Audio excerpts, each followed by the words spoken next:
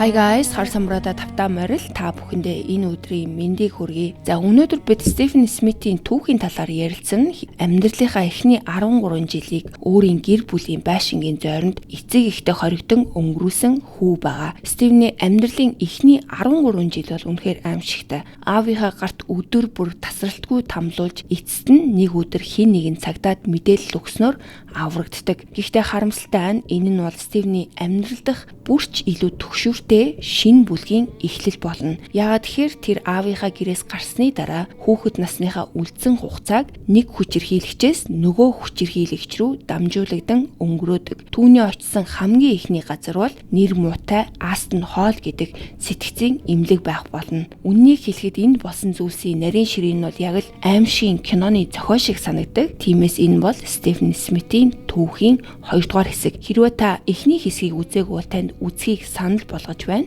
Эхний хэсэгт бол Стефений амьдралын эхний 13 жил өөрөөр хэлбэл эцэг эхтэй зойронд хоригдон өнгөрүүлсэн тухай өгүүлсэн байгаа. Гэхдээ энэ хоёр түүх бол хоорондоо холбоогүй ч гэсэн нэг хүний хоёр түүх байгаа. Харин өнөөдөр би та нартай түүний аврагдсны дараа болсон аимшигт явдлуудын талаар ярьж өгнө. За мөн анхааруулж хэлэхэд энэ подкастнда бол би маш хүнд сэдвүүдийг хөндөх учраас эмзэг хүмүүс минь битгий сонсоорой. За хэрвээ та нар минь бэлэн бол өнөөдрийнхөө шүүлтийг эхлэе.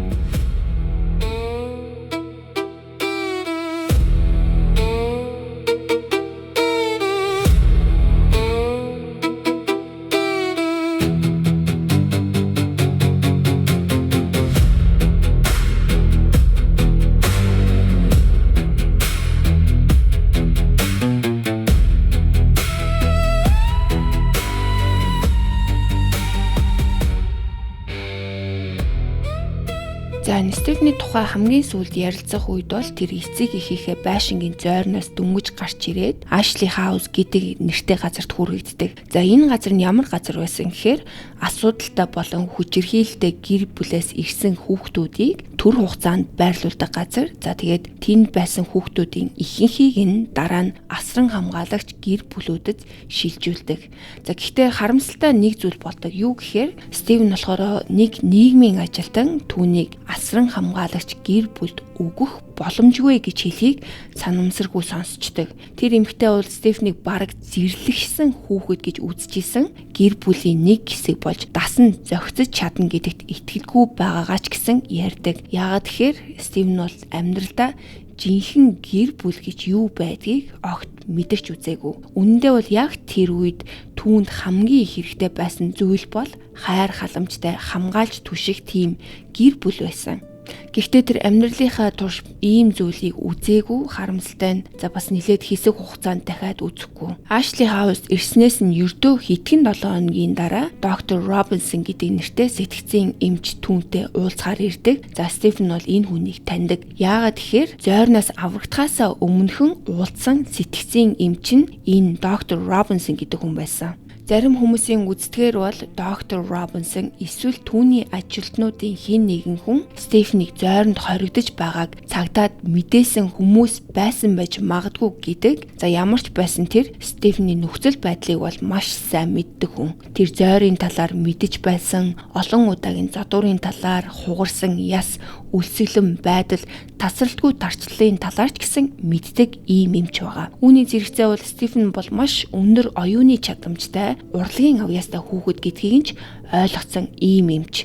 Доктор Робинсон бол Ashley House дээр анх ирэхдээ Стефенд бол янз бүрийн тестүүдийг авчирж өгдөг. Шалгалтын үр дүнд бол хүүгийн IQ нь бол өөрийн насны хүүхдүүдийн дунджаас хавьгүй өндөр болох нь тогтоогддог. Ойролцоогоор 7 хоногийн дараа доктор Робинсон дахин ирсэн боловч энэ удаа бол ганцаараа байгаагүй. Тэр Астон Холл гэдэг сэтгцийн эмнэлгийн захирал доктор Kenneth Milner гэдэг хүнийг дагуулж ирдэг. Доктор Milner бол хүүг маш их сонирхдог. За тэгээ уулзалт дуусах үед Стефенийг Астон Холл шилжүүлж өөрийн хяналтанд авахар шийдвэрлэдэг. Амьдралынхаа эхний 13 жилийг хоригдож тамлуулж өнгөрөөсөн учраас үүнээс илүү муу зүйл тохиолдох боломж байхгүй л гэж хүү дотроо бодож исэн. Түүний хувьд бол одооноос бүх зүйл зөвхөн дээрдэх ёстой юм шиг санагддаг.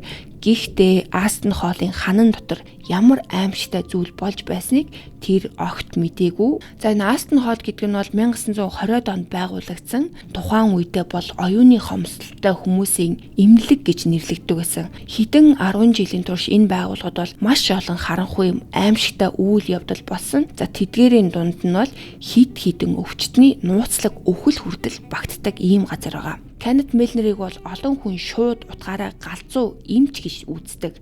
Тэрээр Астон Холлын удирдлагад байсан 30 жилийн хугацаанд хэдэн зуун гэмгүй хүүхэдээр янз бүрийн туршилт хийсэн гэж буруутгагддаг. За энэ Кеннет Милнер гэдэг эмч нь 1909 онд Английн Wakefield хотод төрж 1939 онд Leeds их сургуулийг сэтгэл зүйн анагаах ухааны докторийн зэрэгтээ төгссөн. За хэрвээ та нар санаж байгаа бол энэ Leeds их сургууль гэдгийг бол би бол өмнөх хэрэгүүд дээрээ ярьжсэн. Нөгөө 250-аас дээшээ өвчтнөө алдаг эмчийн талаар ярьсан хэрэг дээр гардаг.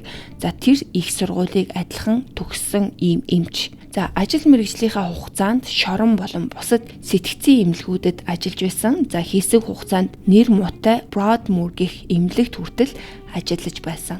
1947 онд тэр Астон Холл гэдэг энэ сэтгцийн эмнэлгийн ерөнхий захирлаар томилогдож үлдсэн бүх карьераа тэнд өнгөрөөдөг. Сэтгэл зүйн эмзэг ямар нэгэн хамгаалтгүй хүүхдүүдээр дүүрсэн эмнэлгийг удирдах нь Кеннет Милнерд бол яг тохирсон боломж болдог. Яагаад тэгэхээр тэр өвчтнүүд дээр бүрэн эрх мэдэлтэй болж энэ эрх мэдлээ боломжтой бүх аргаар нь уруулан ашигладаг. Астон Холл бол янз бүрийн хүмүүс ирдэг байсан. Насанд хүрэгчид болон сэтгцийн асуудалтай хүүхдүүдийг байрлуулахаас гадна хуулийн асуудалд орсон хүүхдүүдийг ч гэсэн ийшээ явуулцдаг байсан. Мөн Стивний эхэнд очсон Ашли Хаус шиг түр асрамжийн газруудыг бол байн ажиглаж тэндээс эмзэг хамгаалтгүй хүүхдүүдийг сонгож Астон Холл руу шилжүүлдэг байсан. Тэдний хувьд хамгийн тохиромжтой хүүхэд гэдэг нь бол ямар нэгэн гэр бүлгүй эсвэл эмнэлэгт байхад нь эргэж тойрч асуух хүнгүй ийм хүүхдүүд байсан. Өөрөөр хэлбэл эцэг их нь хүүхдийнхаа сайн сайхны төлөө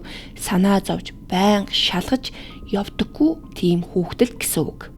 За тэгээд Стивен бол яг ийм хүүхэд байсан болохоор Кеннет Милнерийн хайж байсан дүр төрхт нь төгс нийцдэг. Ийм төрлийн хүүхдүүдийг улс орны өнцөг булан бүрээс Астон Холл руу илгээдэг байсан. За энэ ажиллагаа бол хэр өргөн хүрээтэй байсан мөн Кеннет Милнер юу хийж байгааг мэддэг хідэн хүн байсан нь бол өнөөдөр ч тодорхойгүй хэвээрээ. Эмнэлэг бол хид хідэн тасагт хуваагддаг байсан ч гэсэн за энэ түүхэнд бол хамгийн чухал нь охтыг байрлуулдаг лабор тасаг, за хөвгүүдийг байрлуулдаг бич гэдэг нэртэй тасагнууд байгаа. За Стивен бол мэдээж бич тасагт нь байрлаж байсан. Гэхдээ Астон Холлын хамгийн аимшигтай, хамгийн муу нэртэй хэсэг нь бол Elm Ward гэж нэрлэгддэг тасаг байсан. За энэ бол эмнэлгийн бараг бүх хүн айдаг ийм тасаг байгаа. Хамгийн хүнд сэтгцийн өвчтэй хүмүүсийг Elm Ward руу явуулдаг. Тэнд том төмөр тороор хүрээлэгдсэн гаднах талбай, за бараг л нэг торон тенсний талбай шиг харагддаг. Өдөр бүр Elm Ward-ийн өвчтнүүдийг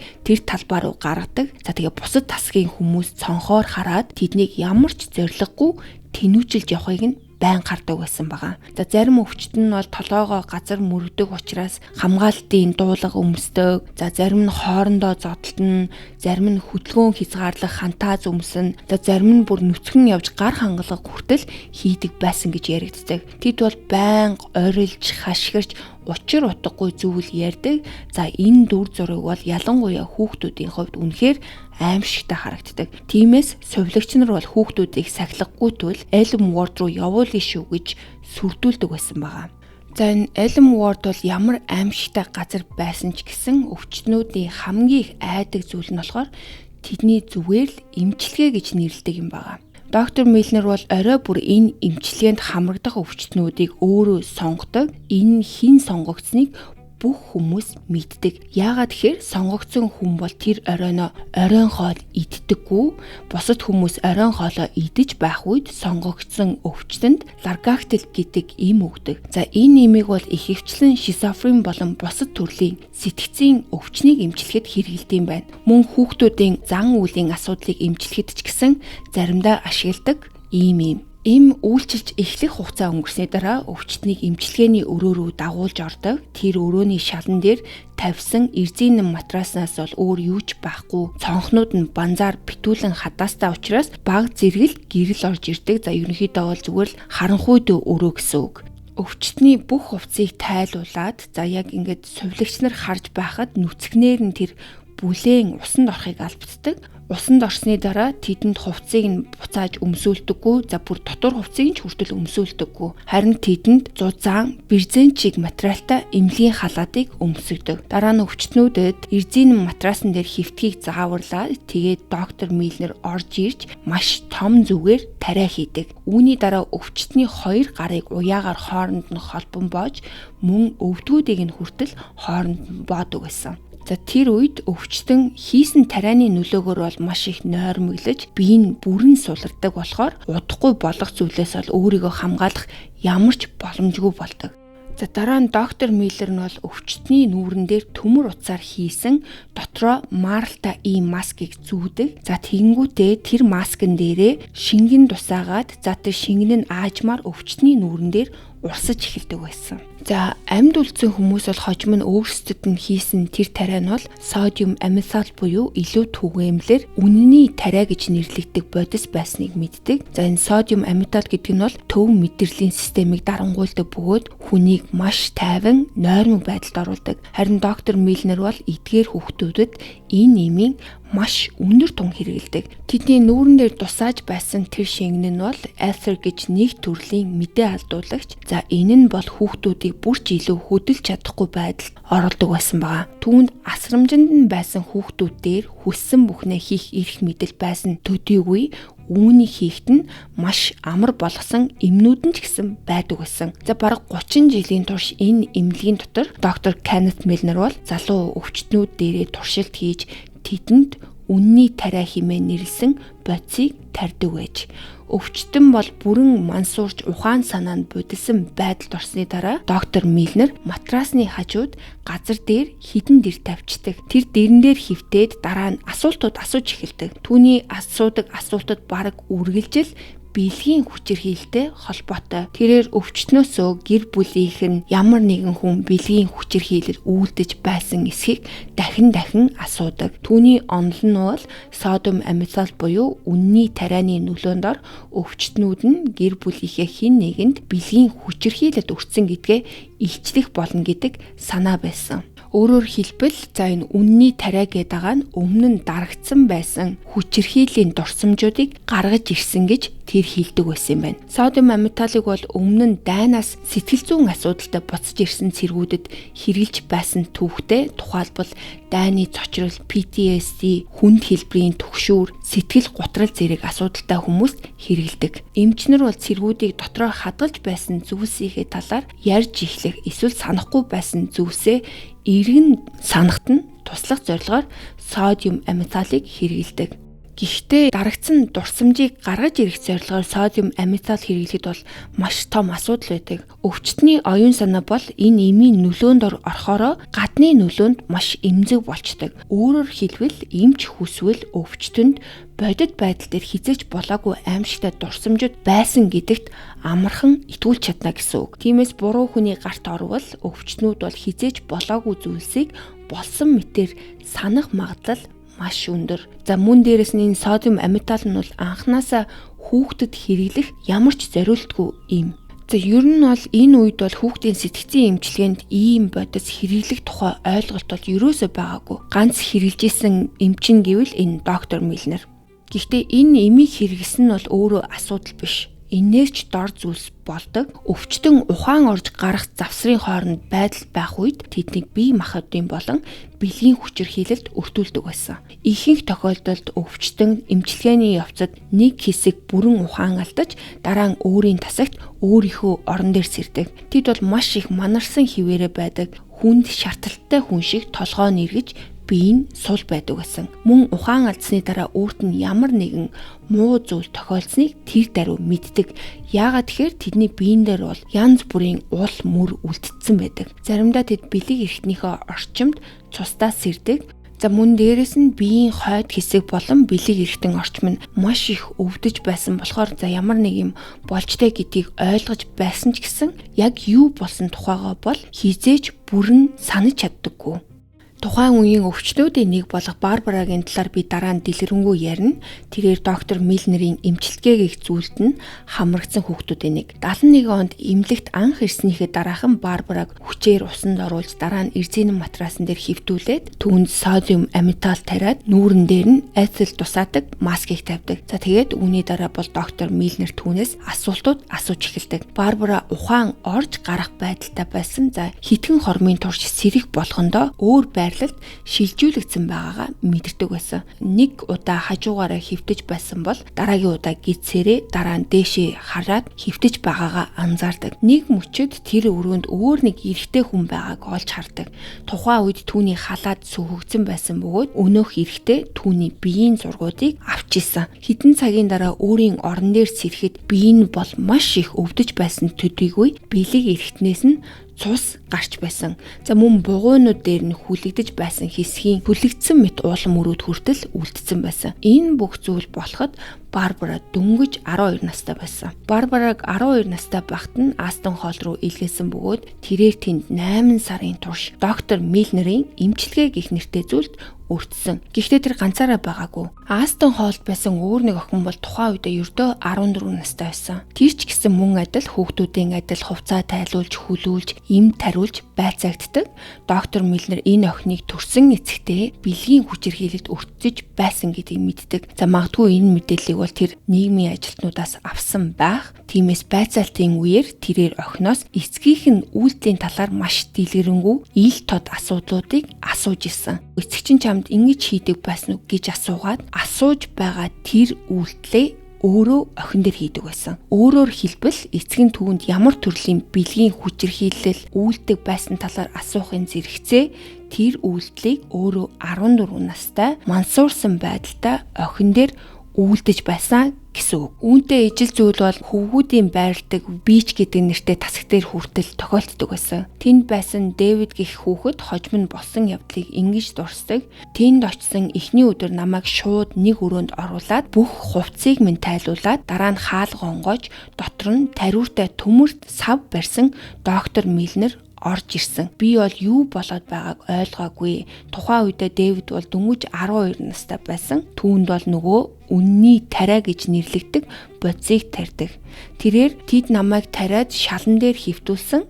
Би шалан дээр байсан матрасан дээр хөвтөж байхад нүүрэн дээр маск тавиад түүн дээр шингэн тусааж эхэлсэн. Дараа нь тэр шингэн эфир гэдэг зүйл байсныг мэдсэн гэж ярьдаг. За ийм төрлийн түүхүүд бол тоо томшгүй олон байсан бөгөөд энэ бүхэн бол ганц нэг тохиолдол биш, аимшигтай өргөн хүрээнд болж исэн. Стивен бол Астон Холлд ирснийхээ дараахан доктор Милнерийн эмчилгээний талаар бусад хүүхдүүдээс сонсож эхэлдэг. Тэр өөрийн тасгийн хідэн хөвгүүдтэй найзалсан бөгөөд тэдний олонх нь өмнө нь энэ эмчилгээнд бол аль хэдийнэ орцсон хүүхдүүд байсан. Тэд Стивенд өөрсдөд нь юу тохиолдсон болон хэрвээ түүнд ийм зүйл тохиолдвол юу хүлээж байгааг нь ярьж өгдөг. Эмнэлэгт ирснээс ердөө 3-7 хоногийн дараа Стивен хоолны танхимд сууж байхад ажилтнууд бусад хүүхдүүдэд хоол тарааж эхэлдэг. Гэхдээ Стивенд хоол өгөөгүй. Яагаад тэгэхээр тэр орой эмчилгээнд сонгогдсон хүүхдүүдийн нэг нь түүнийг хүчээр ларгактил уулгаж хэдхэн цагийн дараа сувилагч эмчилгээний өрөөлөв дагуулж явдаг. Тэнд Стивенд өмнөх олон хүүхдэд тохиолдсон яг ижил зүйл тохиолддог.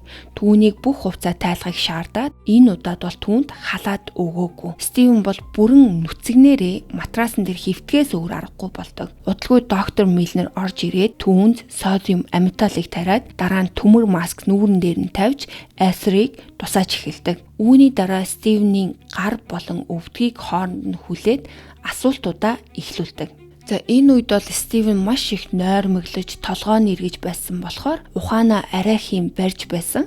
Доктор Милнер түүнээс аавынхаа талаар асууж эхэлдэг. Аавынхаа талаар юу гэж боддог вэ? Аав чинь чамд юу хийдэг байсан? Зохисгүй байдлаар хүч байсан уу гэсэн асуултууд ар араасаа үргэлжилдэг. Хэдхэн цагийн дараа өөрийн орон дээрээ сэрэхэд болсон зүйлсийн ихэнхийг нь санахгүй байсан. Гэхдээ түүнд бэлгийн хүчирхийлэл хийгдээгүй байх гэж боддог. Яагаад тэгэхээр биен дээр нь ил харагдах ямар ямар ч уул мөр байгаагүй. Гэсэн ч доктор Милнерийн талаар мэддэг болсон байсан учраас ухаангүй байх үед нь ямар нэгэн зүйл болсон байх магадлал өндөр гэж үздэг. Харин 2 дахь удаага эмчилгээнд сонгогдоход байдал бол огт өөр байдаг. За энэ удаа бол ямар нэгэн аимшигтай зүйл болсон гэдэгт бол Стивен ерөөсөө эргэлзээгүй.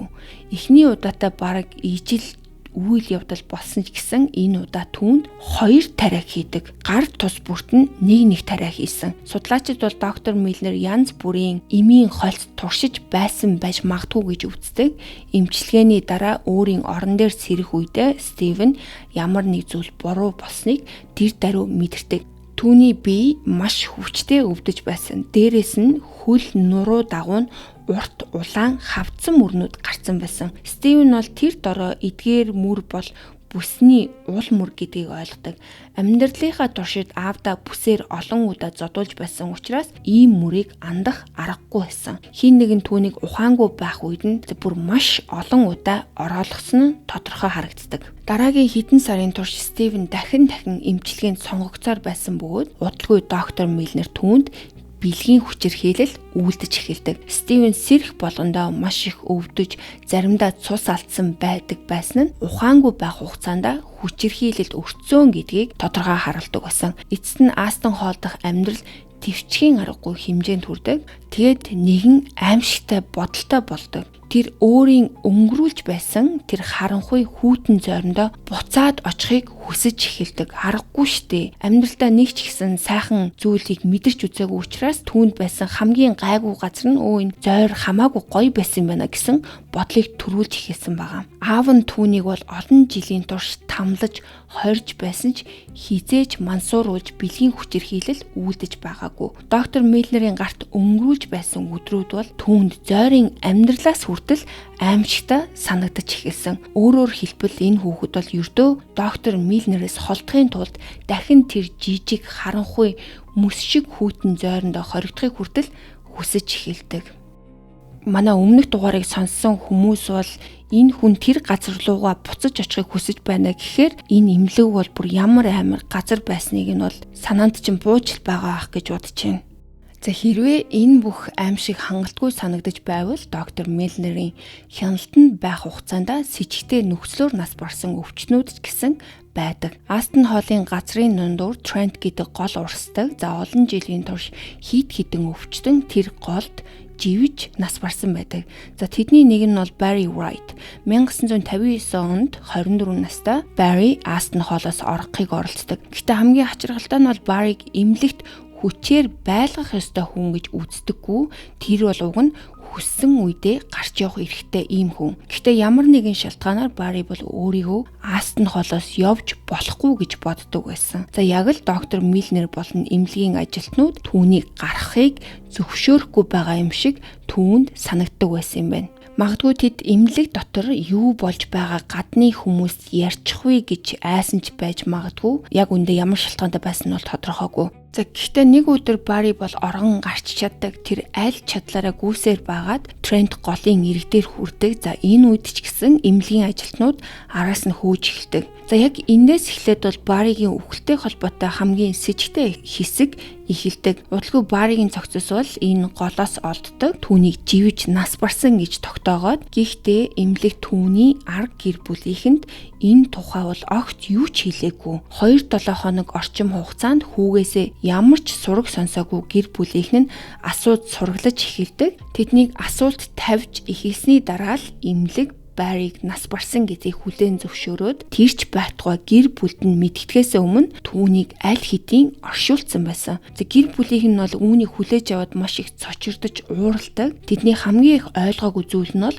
хүүг нас барсныг яагаад шууд хэлээгүй, яагаад цогцыг нь гэр бүлд нь буцааж өгч оршуулах боломж олгоогүй вэ гэдэг асуудал гарч ирсэн. Эмнэлгийн зүгээс бол цогцыг олсон үед биеийн байдал нь таних боломжгүй хэмжээнд муудсан байсан учраас Барри бол мөн эсхийг баттай тогтоож чадаагүй гэж тайлбарладаг. Мөн цогцос маш хурдан задралд орж байсан болохоор шүүх эмнэлгийн шинжээч яаралтай оршуулах тушаалыг өгсөн гэж мэдэгддэг. Гэхдээ энд бол хит хитэн том асуудал байсан. Яагаад тэгэхээр Барри бол живх үедээ Астон Холлын хүн болгонд өмсгдөг тэр хувцсыг өмссөн. Дээрээс нь тэр хувцсан дээр нь нэр нь хүртэл бичээстэй. Түүнчлэн Барри бол маш өндөр биетэй хүн байсан болохоор хүмүүсийн дундаас амархан ялгардаг. За өөрөөр хэлбэл түүнийг танихад хялбар байх ёстой байсан. Тэгээд эмнэлгийн ажилтнууд өөрсдөө түүнийг барилгын гадна хүртэл хөөж гаргасан гэж мэдээлэгддэг. За харин 1962 онд дахин 3 өвчтөн нас барсан.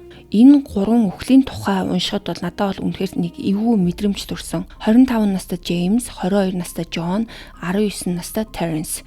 Эдгээр 3 залуу нэгэн зэрэг живээд нас барсан. Зөвхөн энэ нь өөрөө хангалттай хачирхалтай сонсогдож байгаа ч гэсэн энэ удаа гэрч хүртэл байсан. 38 настай Farmer Roy гэдэг хүн эдгээр залууг Трент гол руу алхаж ороод живж байгааг өөрийн нүдээр харсан. Түүний өгсөн мэдүүлэгт дараах үгс бичигдсэн байдаг. Тэд зүгээр л урагшаа алхасаар байсан. Ус эхлээ цээжинд хүрч дараа нь хүзүүрөнд хүрсэн. Гэхдээ тэд зогсолгүй алхасаар л байсан. Эцэст нь усан доор орж алга болсон гэж мэдүүлсэн байдаг. Зарим хүмүүсийн үзэж байгаагаар эдгээр ирчүүд бол доктор Милнерийн хэрэглэдэг байсан эмийн холцын нөлөөнд байсан байж болзошгүй. Тэр тэднийг яг л зомби шиг байдалд оруулаад гол руу орж өөрсдийгөө живүүлэхийг тушаасан байж магадгүй гэж таамагладаг. Энэ гэрч Ройын хэлснээр бол тэд усан доор бүрэн орох хүртлээр алхасаар байсан бөгөөд нэгэн ч эргэж гарч ирээгүй. Тэд тийм их мансуурсан байсан болохоор усанд сэлэх чадвар нь үлдээгүй байсан болов эсвэл үнэхээр өөр зүйл болсон уу хинч мэдэхгүй. Надаас яг энэ хэсгээр энэ хүн тэгээ зүгээр харсаар байгаа тэр 3 хүнийг живүүлсэн юм уу гэдэг асуулт бас гарч ирсэн. За гэхдээ Астон Холлдох хүчирхийлэл зөвхөн доктор Милнерээр дуустдаггүй байсан. Хүүхдүүдийг ариун цэврийн өрөөлөө авчирч сувилагч нар зоддог байсан. Нийгмийн ажилтнууд Астон Холлд тогтмол ирж хүүхдүүдийн нөхцөл байдлыг шалгадаг байсан ч зарим өвчтөн болсон явдлын талаар ярьсан ч тэднийг бол бараг тооддог байгаагүй. Хэрвээ хин нэгэн үнэхээр асуудал хөндөх гэж оролдвол доктор Милнер хүүхдүүдийг галзуу мэтэр харагдуулдаг. Эндсэндээ түүний байр суурь бол маш энгийн байсан. Та хинд итгэх юм? Сэтгцийн эмнэлгийн өвчтөн болсон сэтгцийн асуудалтай хүүхдүүд үү? Эсвэл над шиг нэр хүндтэй сэтгцийн эмчтүү? Ингээд л бүх зүйл дарагддаг байсан. Үүний үр дүнд бол юу ч өөрчлөгддөггүй. Харин доктор Милнерийн хийсэн зүйлс олон өвчтөн болон тэдний гэр бүлийн амьдралыг бүрэн сүйтгэсэн. Зарим хуучин өвчтнүүд амиа хоролдог, зарим нь хар тамхи болон архины хүнд хамааралтай болдог. Нэг охин доктор Милнерийн эмчилгээнд олон удаа орсон. Хид хідэн эмчилгээний дараа доктор Милнер түүнд нэг зүйлийг хэлсэн.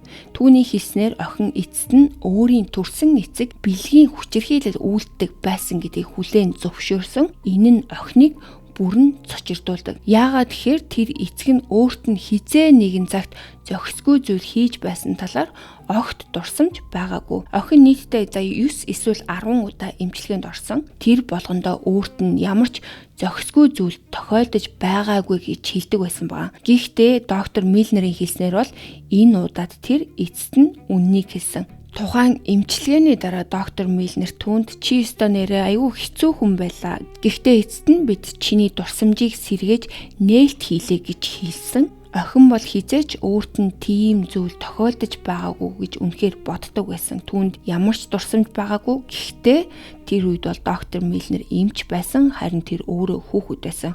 Тиймээс тэр эмчийн хэлж байгаа зүйлд нь итгэж эхэлдэг. За энэ явдал бол эцэстээ түүний гэр бүлд асар том хагарал үүсгдэг.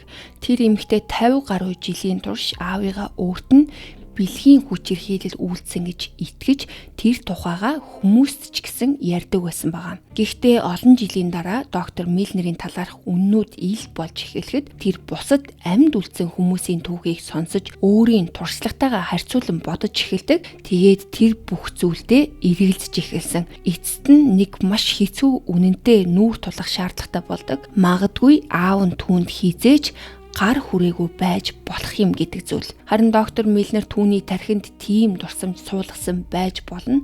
Энэ ойлголт бол түүний гэр бүлийн олон харилцааг аль хэдийнэ сүйтгэсэн байсан. Гэхдээ ийм зүйл бол зөвхөн түүнд тохиолдоогүй. Астон Холлд доктор Милнер удирдах байсан 30 гаруй жилийн хугацаанд мянган өвчтөн орж гарсан.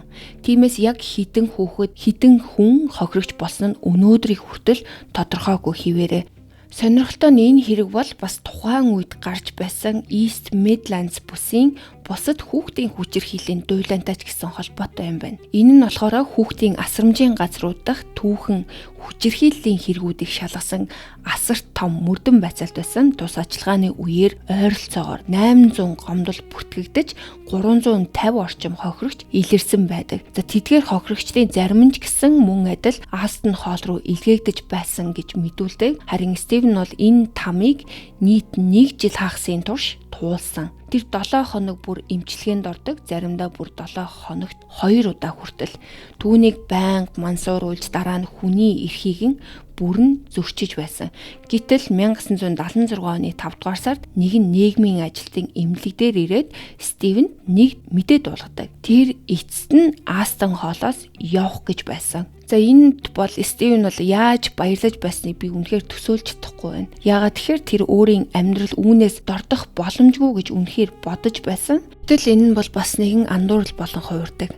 Астон Холлоос гарсны дараа Стивенийг Марк Твиден хэмээх жижиг хотод байрлах Saint Williams Catholic сургууль руу шилжүүлдэг. Түүний амьдралын хамгийн сүүлчийн там нь тэнд эхлэх гэж байгаа нь. Saint Williams Catholic сургууль нь 65 онд байгуулагдсан сургууль бөгөөд The LaSalle Brothers гэдэг шашны хүмүүсээр удирдуулдаг байсан. За 33 он тус байгууллага хуультай асуудалд орсноор хөвгүүдэд зориулсан сургууль болж хувирсан. Харин 70-аад он гэхэд бол орон нутгийн халамж байгууллагын асрамжинд байсан хөвгүүдийг ч хүртэл хүлээн авч эхэлдэг. Стивен ч гэсэн мөн тэдний нэг нь болдог. Сургуулийн захирлаар бол ихэвчлэн The LaSalle Brothers-ийн нэг гишүүн томилогддог. Стивен тэнд байх үед сургуулийн захирал нь бол James Carragher гэдэг шашны хүн байсан. За энэ хүн бол миний судалж байсан хамгийн аимшигтай хүчирхийлэгч этгээдүүдийн нэг. Тэнд болж байсан хүчирхийллийн хэмжээ бол үнэхээр итгэмээргүй. Стивен бол эхэндээ Saint Williams эрэхтэй бол үнэхээр баяртай байсан. Тэр Астон Холлоос явсан, доктор Милнерээс холдсон, дахиж им тариа байхгүй, дахиж ухаангүй байхдаа хүчирхийлэлд өртөхгүй. Мөн тэр энд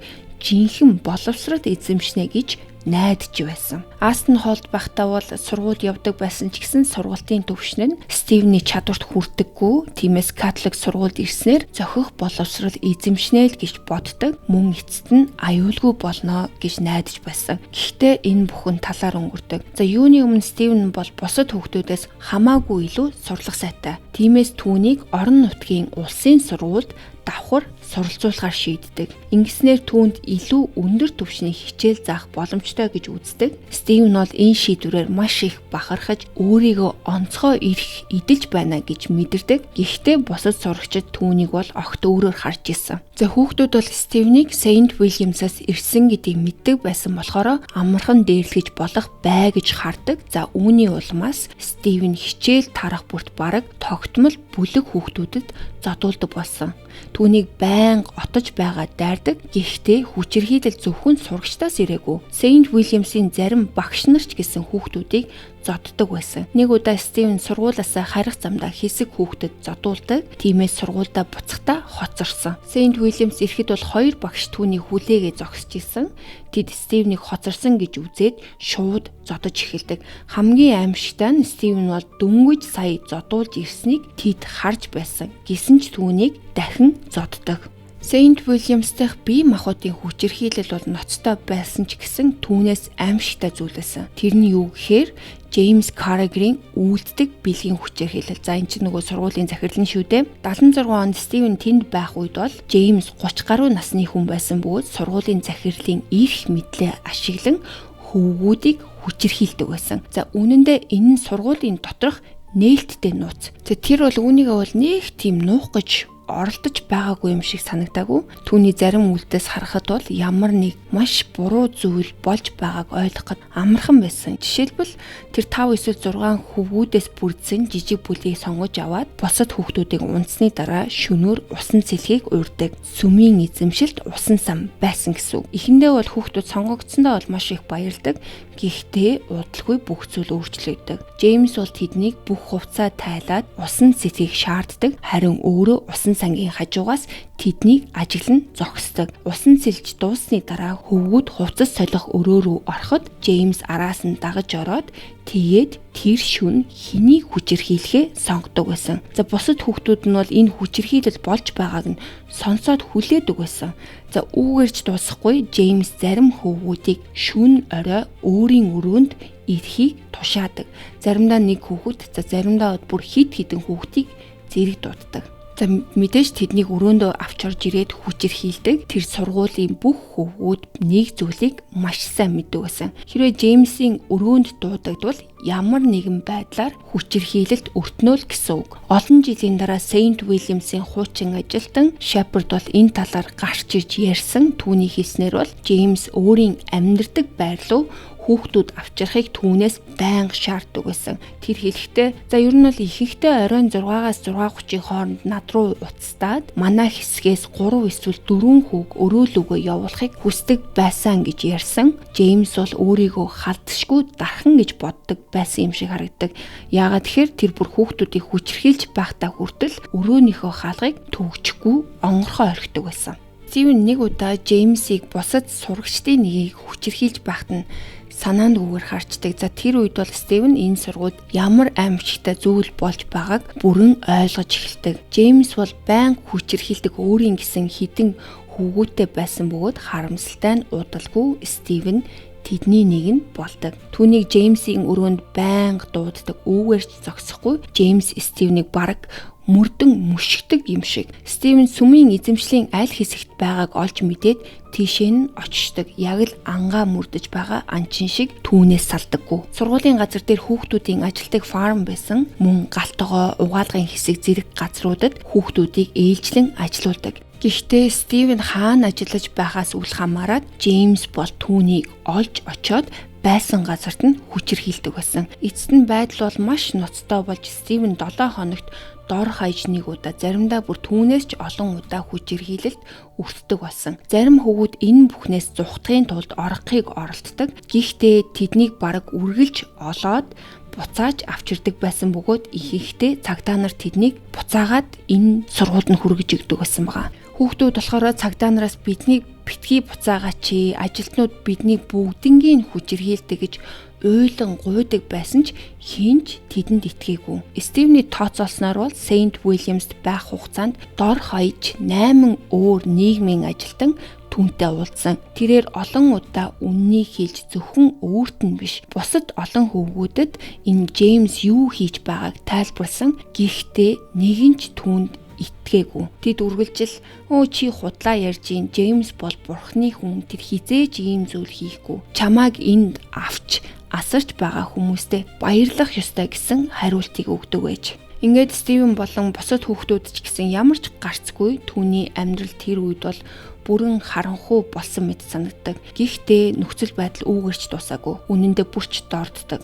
Удалгүй Джеймс сургууль руу өөр бусад хүчирхийлэгч хүмүүсийг урьж авчирч эхэлдэг. Тэдэнд хөвгүүдээс сонголтоо хийх боломжийг олгодог байсан байгаа. Ихэнхдээ хөвгүүд гадна талбайд хөл бөмбөг тоглож байх үед эдгээр ирчүүд ирдэг. Тэд Джеймсийн хажууд сууж хүүхдүүдийг ажиглаж хараад дараа нь энэ зочин хүчирхийлэгч өөр таалагдсан хөвгүүдээ сонгодог байсан. Надад тэр нь таалагдлаа. За тэрийг авъя, энийг авъя гэж хэлэхэд үлдсэн бүх ажлыг Джеймс зохицуулдаг. Та нарын нүдэнд ер нь төсөөлөгч нөө миний нүдэнд бол ингээл нэг заваа нэг creepy хүмүүс ингээл хашааны завсраар харчаал амар сэжиг юм нүдэнд харагдаж байна. Тэр сонгогдсон хөвгүүд рүү хүн явуулаад орой өрөөндөө ирэхийг нь тушаадаг. Хүүг өрөөнд орсны дараа өнөөх зочин хүссэн бүхнээ хийдэг. Зарим зочид сургууль дээр бол бүр байнга ирдэг болсон. За хөвгүүд бол бүр тэднэрт хоч хүртэл өгцөн. Тэдний нэгийг бүгд Sailor John буюу далаачин John гэж дууддаг. Удалгүй тэр сургуулийн хамгийн аимшигтай хүмүүсийн нэг болдог. За өөр нэг байнгын зочин нь бол Данстон гэх хүн байсан. Нэг удаа Данстон Стивнийг өрөөнд ганцаараа ингэ байхад буланд шахаж өрөөнөөс гарахгүй гэж сүрдүүлж бэлгийн үйлдэл хийхийг шаарддаг. Өөр нэг удаа Стивен угаалгын хэсэгт ганцаараа ажиллаж байхад далаачин Джон орж ирээд түүнд халдахыг оролдсон. Аз болоход энэ удаа Стивен өөрийгөө хамгаалж чадсан тэр зориуд чанга чимээ гаргаж эхэлсэн бөгөөд ойролцоох өргөнд ажиллаж байсан эмэгтэйн анхаарлыг татахыг оролцдог. Энэ нь бол далайчин Джоныг сандаргаж юу ч хийж амжилгүй зүхтахад хүргэдэг. Гэхдээ энэ аз бол удаан үргэлжлээгүй удалгүй хідэн хөвгүүдийг амралт нэрийн дор нэгэн аслагдсан байшин руу авч явсан. Гаднаас нь харахад бол энэ нь хүүхдүүдэд зориулсан аялал мэт харагдаж байсан ч бодит байдал дээр бол Джеймс болон түүний найзууд хөвгүүдийг сургуулиас хол тусгаар газар аваажих арга байсан. Нэг өдөр Стивен нуурын ирэг дээр загсалж байхад далайчин Джон боломжийг ашиглаж түүнийг барьж авдаг. Стивен зүхтаж амжаагүй бөгөөд далайчин Джон түүнийг усны дэргэд хүчирхийлсэн. Үлдсэн аялал нь бол Стивний хувьд бол тасралтгүй үргэлжилсэн хар дарсан зүүд болж хувирдаг. Джеймс болон Сейлор Джон хоёр тэр аяллаа турш хөвгүүдийг дахин хүчирхийлж ирсэн. Нэг орой тэд Стивен болон өөр нэг хөвгүнд их хэмжээний хатуу арх уулгаа зогсохгүй зөвхөн өөрсдөө биш хооронд нь бэлгийн үйлдэл хийхийг албадсан. Заримдаа хүүхдүүдийг Saint Williams дотор хүчирхийлдэг байсан бол заримдаа North Yorkshire дахь аслагдсан цуслангийн байшин руу аваачдаг байсан. Тэнд ойр хавьд бол бараг хүн байдаггүй байсан учраас хүүхдүүдэд тусламж ирэх ямар ч боломж болцоо байгаагүй. Джеймс хүүхдүүдийг үннийг ярил алнаа гэж байнга сүрдүүлдэг. Тэр хэлэхдээ хадан цохиноос унаад өгчвөл харамсалтай л юм болох бах та гэх мэт үгсийг байнга хэлдэг. Saint Williams-д 2 хүүхэд нас барсан гэх яриа байдаг. За тэднийг энэ хүчирхийлэгчдээс нуугдахын тулд эсэн нүхэнд том хонгил ухсан боловч харамсалтай дарагдаж нас барсан гэх цуу яриа тархдаг. Энэ нь үнэн эсэх нь тодорхойгүй байсан ч Джеймс бол тэр түүхийг айлгаж сүрдүүлэх хэрэгсэл болгож ашигладаг байсан. Тэр хүүхдүүдэд эсэн нүхэнд орсон хүүхдүүчийг болмооргүй байгаа үстэй гэж хүртэл хэлдэг байсан бөгөөд зарим хөвгүүдийн хэлснээр бол би тэднийг эсэнд болцсон чи ч гэсэн тэднэртэй адилхан болно гэж ярьдаг байсан юм байна. За тэгээ эцэст нь энэ Джеймс бол Saint Williams сургуулийг хүчирхийлэгчдийн аюулгүй оргинох газар болгож хувиргасан. Эдгээр хүмүүс сургууль дээр ирнэ, хүснээрээ хөвгүүдийг сонгоно, дараа нь хүчирхийлэлээ үйлдэх орчин боломжийг нь Джеймс өөрөө бүрдүүлж өгдөг. Стивен хожим энэ газрыг хүчирхийлэгчдийн чихрийн дэлгүүр гэж тодорхойлсон байдаг. Түүний хувьд Saint Williams бол жинхэнэ аимшигын ордон. Эдгээр хөвгүүдийг бол хамгаалах хүн байгаагүй, тэдэнд итгэх хүнч байгаагүй. Тиймээс тэд ойр ганцаараа үлдсэн гэдгээ бол мэддэг. Хэрвээ Джеймс тэднийг алхаар шийдсэн бол үнэхээр алж чадна гэж олон хүүхэд итгэдэг. Яагаад тэгэхээр энэ газар бол хүчирхийлэгч этгээдүүдээр дүүрэн байсан бөгөөд тэнд байсан хөвгүүд бол нэг ч секунд аюулгүй байгаагүй. Тэд өдөр бүр айцтай амьдарч гарах гарц олж харахгүй байсан. Мөн нэг зүйл бол үнэхээр ойлгомжгүй хэвээр үлддэг. Яагаад сургуулийн газар дээр үл таних ирчүүд байнга ирж өсвөр насны хөвгүүдийн хөл бөмбөг тоглохыг хараад сууж байхад хинч асуулт асуугаагүй юм бэ. За үннийг хэлэхэд бол сургуулийн бусад ажилтнууд энэ бүх зүйлийг мдээгүй байсан гэдэгт бол итгэхэд маш хэцүү. За гэхдээ нэг хүн бол гарцаагүй мэдчихсэн. Тэр хүн нь бол сүмийн тахилч Anthony McCallum гэх хүн байсан бөгөөд хүүхдүүд түүнийг Black Spider буюу хар аалз гэж очилдог байсан. За энэ Anthony McCallum ч гэсэн хөвгүүдийг өрөөндөө цай уухаар ураад дараа нь тэдэнд халддаг байсан. Нэг хохирогч хожим нь багтаа бол сүмийн цэвэрлэгийн тусалж байхад Anthony түнд хувцаа тайл эрүүл байгаа эсгээ чинь шалгана гэж хэлсэн тухай ярьдаг. Хүү тахилчтай итгэх ёстой гэж хүмүүжсэн байсан болохоор хэлснийг нь дагдаг.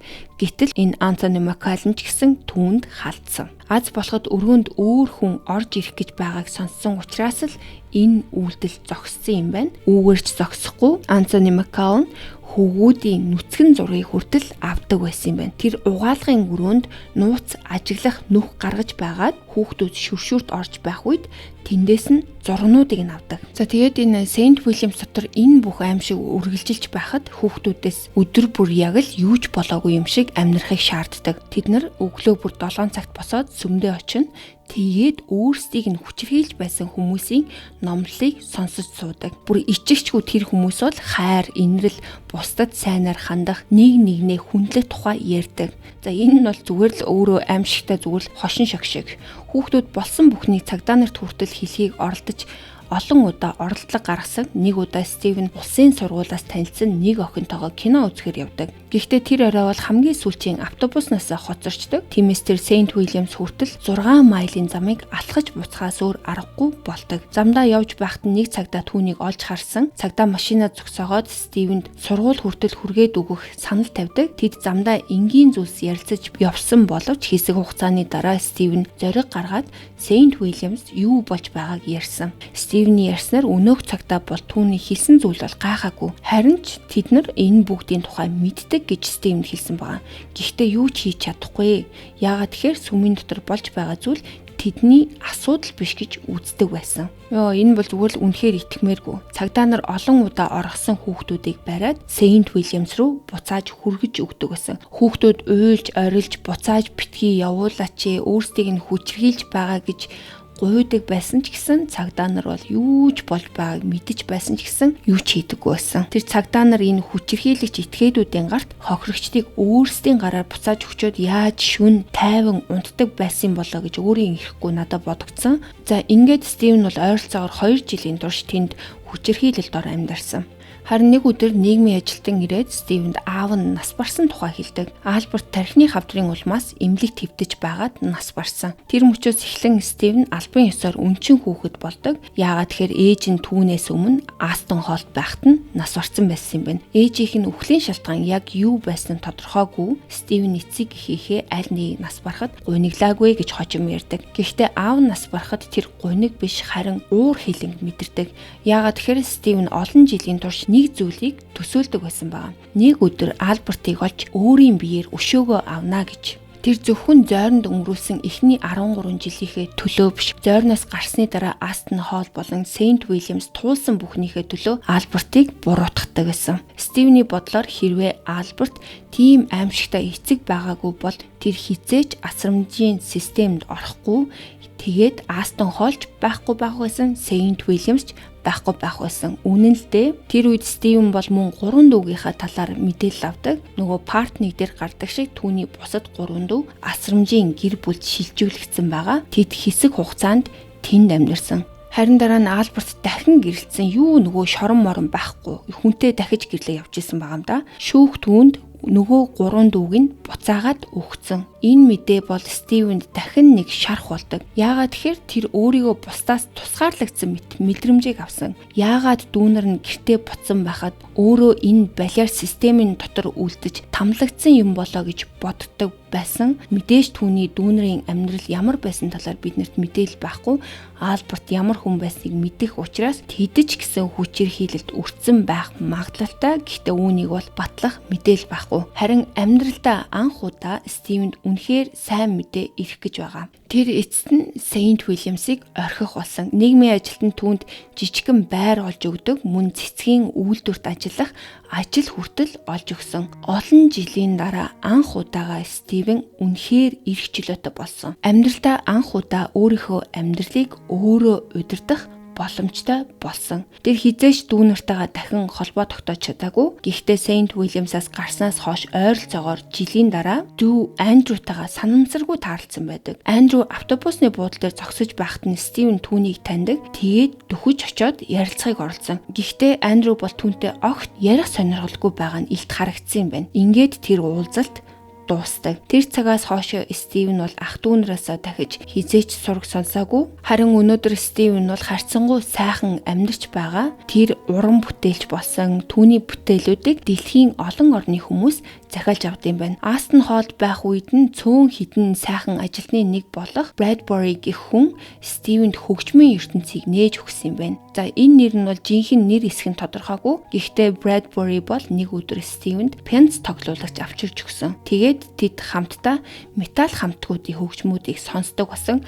Тэр мөчөөс эхлэн Стивен хөгжмийг насан туршдаа хайрлах болсон юм байна. Өнөөдөр тэр Captain Starfighter хамтлагийн гоцлол дуучин мөн өөрөө завь хүртэл барьдаг. Тэр эхнэр Гейлийн хамт тэр завин дээр амьдэрдэм байна. Тэд одоо 4 хүүхэдтэй. Хамгийн сайхан нь Стивен хүүхдүүдтэйгээ маш ойр дотн харилцаатай. Тэр эцэст нь өөрийн хүссэн амьдралаараа амьдарч байгаа. Стивен бол энэ тухай ярихдаа хэрвээ өнөөдөр би тэдний хийсэн зүйлээс болоод эвдэрсэн хүн болсон байвал Джеймс дахиад ялсан гэсэн үг. Тэр шоронд сууж байсан ч надаас дахин нэг ялалт авсан гэсэн үг. Би түүнд тийм боломжийг өгөхгүй. Доктор Милнер хаанч байсан ялгаагүй. Хэрвээ би насан туршдаа сүрсэн гэж бодоод амьдрал тэр бас л ялсан гэсэн үг. Би тэдэнд дахиж ялалт өгөхгүй. Тэд намайг 17 нас хүртэл минь ялж байсан. Гэхдээ түүнээс цааш биш гэж хэлдэг. Харин одоо энэ түүхэнд гарсан хамгийн аимшигтай хүмүүсийн төгсгөлийн талаар ярих хэрэгтэй болно. За доктор Кеннет Милнер бол 75 онд Астон Холлоос тэтгэвртэй гарсан.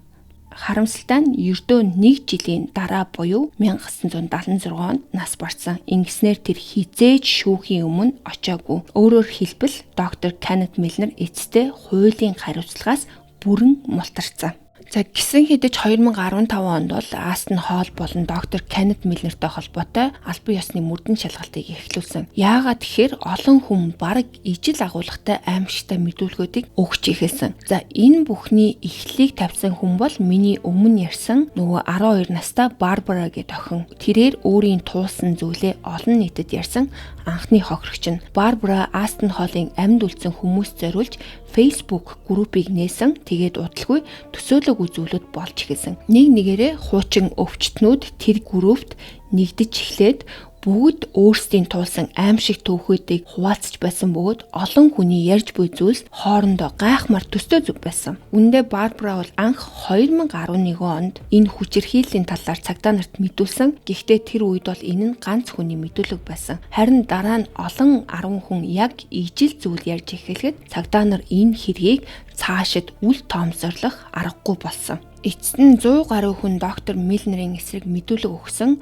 Олон жил үргэлжилсэн мөрдөн шалгалтын дараа тэдгээр мэдүүлгийг нотлох хангалттай баримт байгааг тогтоосон. Мөрдөн шалгалтын дүгнэлтээр хэрвээ доктор Милнер амьд байсан бол түүнийг сэжигтнээр байцааж магадгүй эрүүгийн хэрэг үүсгэн яллах үндэслэл хангалттай байсан гэж үздэг. Цагдаагийн байгууллага тухайн үед 65 хүнийг албан ёсоор хохирогч гэж үзэж байсан. Мөн Кеннет Милнер ганцаараа хүчирхийлэл үйлдээгүй байх магадлал өндөр гэж мэдэгддэг. Астон Холлын бусад ажилтнуудтай холбоотой ч олон гомдууд гарч ирсэн. Гэхдээ тэд хэн байсан одоо амьд байгаа эсэх нь тодорхойгүй хിവэрээ. Яагаад тэгэхээр тухайн үеийн бүртгэлүүдэд тэднийг тодорхой таних хангалттай мэдээлэл үлдээгүй. Мөрдөн шалгалтыг эхлүүлэх үедээ цагдаа нар доктор Милнер аль хэдийн олон жилийн өмнө нас барсан гэдгийг мэдэж байсан. Гэсэн ч тэд энэ хэргийг шалгах нь чухал гэж үзсэн. Хохирогчдод нөхөн олгоор олгож төрөөс албан ёсоор уучлалт хүсэх ёстой гэж ярьж байсан боловч эцэст нь энэ асуудал яг хэрхэн шийдэгдсэнийг би бол баттай мэдэхгүй байна. Астон Холл 2004 онд албан ёсоор хаагдсан. Удалгүй тэр барилгыг бүрэн нураасан. Өнөөдөр тэр газар дээр орон сууцны барилгууд баригдаж байгаа. За гэхдээ Saint Williams-ийн түүхийн төгсгөл бол арай өөр. Яагаад гэвэл энэ хэргийн гол буруутнууд нь азар амьд байсан. Юуны өмнө Saint Williams 1992 онд хаагдсан. Түүнээс хойшоо 200 гаруй эрэхтэй тус сургуультай холбоотой хүчирхийллийн талаар мэдүүлэг өгсөн. 1993 онд James Carragher бэлгийн хүчирхийллийн хэрэгээр буруутгагдан ял сонсон. Гэхдээ юу гэж түн зөвхөн 7 жилийн хорих ялыг оноосон. Манай сувгийг байнга сонсдог хүмүүс бол мэдж байгаа дөө ийм хүчирхийлэгч нар бол хизээж хангалттай ял авдаггүй. Мөн хүүхдүүдийн дунд Black Spider нэрээрээ танигдсан нөгөө сүмийн тахилч Anthony McCallum гэсэн 90-ад онд бэлгийн хүчирхийлэл болон шүршүүрийн өрөөний нүхээр хүүхдүүдийн зураг авч байсан хэрэгээр ял сонсон. За яг хэдэн жилийн ял өгснийг бол би олж чадаагүй ч гэсэн тодорхой хугацаанд шоронд хоригдсон гэсэн мэдээлэл байдаг. За гэхдээ энэ бүхэн бол үүгээр дуусаагүй. 2004 онд James Carragher-ийн эсрэг дахин олон хохирогч гарч ирсэн. Үүний дараа тэр дахин шүүхэд дуудагдаж энэ удаа 14 жилийн хорих ялыг авсан. Харин 2016 онд James Carragher болон Anthony McCallum хоёулаа дахин шүүхийн өмнө очсон. Шинээр гарч ирсэн хүчирхийллийн хэрэгүүдийн улмаас тэд дахин буруутай гэж тогтоогдож James Carragher 9 жилийн хорих ял, Anthony McCallum харин 15 жилийн хорих ял өгсөн. За ингээд Стивен Смитийн маань түүх үүгээр өндөрлөж байна. Хэрвээ энэ подкаст таалагдсан бол та сувгаад дагаж энэ хэргийн талаар ямар бодолтой байгаагаа комент хэсэгт үлдээгээрэй. За тэгээд өнөөдрийнхөө дугаарыг Стивний хэлсэн нэг үгээр дуусгая гэж бодож байна. Хэрвээ би энэ бүхнийг даван туулж гараад өнөөдөр амьдрах гэж хичээж байгаа бол тааж гэсэн юугч даван туулж чадна шүү гэсэн мессежээр өндөрлөе гэж бодлоо. Ингээд өнөөдрийнхөө дугаарыг эхнээс нь дуустал нь сонссон та нартай баярлалаа. Дараагийнхаа дугаараар уулзлаа. Баяр таа.